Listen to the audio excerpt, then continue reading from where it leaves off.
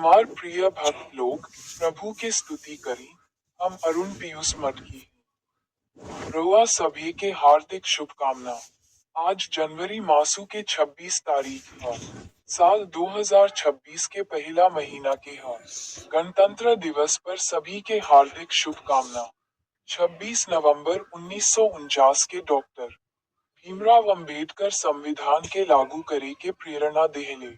उनकर एगो कहावत सुन के ऊ बाइबल के एगो श्लोक में कहले कि सेंट यूहन्ना के पवित्र सुसमाचार अध्याय 13 पद 16 में ऊ कहले बाड़न की हम तोहसे सच में कहत बानी कि नौकर अपना मालिक से बड़ ना होला आ ना ही ओकरा के भेजे वाला से ऊपर भेजल जाला।